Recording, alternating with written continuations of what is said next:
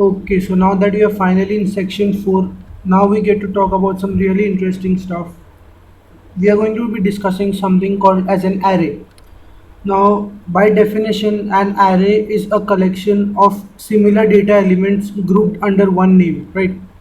But again, you won't understand anything from the definition just yet. Let me give you a simple example.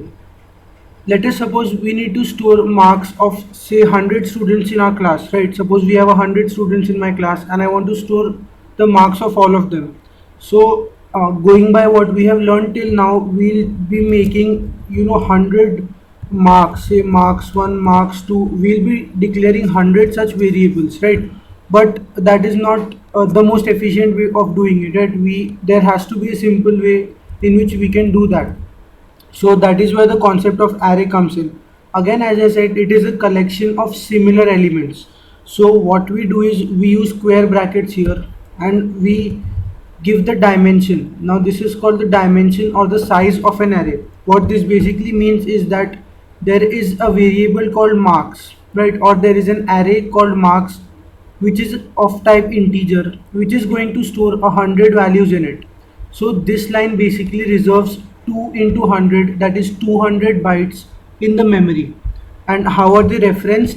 Again, the indexing starts from marks of 0 and it goes on till marks 99, right? So that is how the 100 values are represented in the memory. It begins with 0 and it ends with 99. So we need to make sure that the last value is not 100 or the number which we gave, but it is number minus 1. So that is the ending value. That is what array basically is. It is a collection of similar data elements, right, referenced under a common name. I hope now you get the definition. So let's try reading these marks and displaying them back. That's what we'll be doing in this one, right? In the next tutorial, we'll be talking about array in great detail. So let's keep it simple. Then I want to read 5 marks and I want to display them back. Again, what do we do when we have to repeat a certain number of or a certain piece of code multiple times? We use loops, right? So in this case, we'll be using a for loop. You can also use a while loop if you want. So I need another variable for the for loop, right?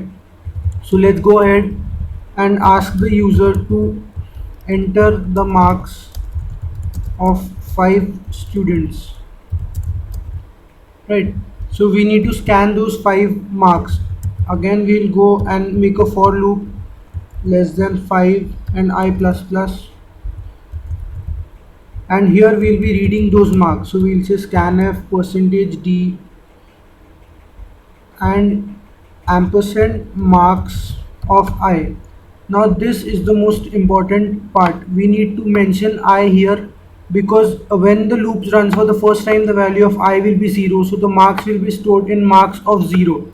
In the next case, the value of I will be updated to 1, and then we'll store the next value in marks of 1 and so on. So this loop will basically go on till marks of 4, right?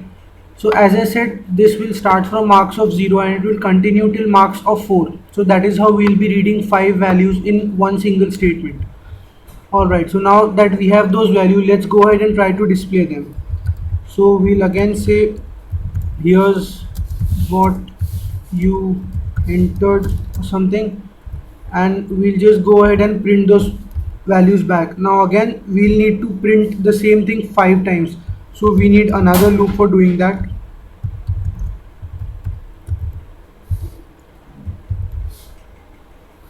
In this case, we'll be using printf, again percentage d, and we can give a tab here just for say simplicity, and we'll be saying marks of I.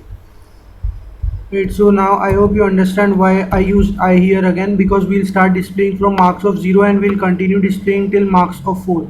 Wait, sorry, my bad.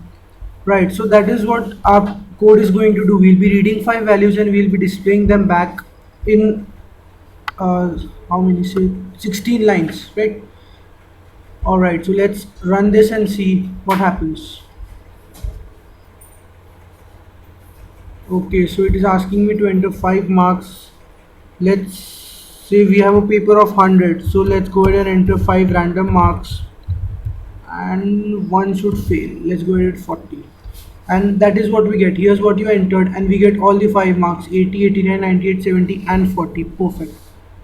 Right, so that is the basic introduction about arrays. We use arrays to store similar data. Now in this case we discussed only integers. We can store strings and floats using arrays as well.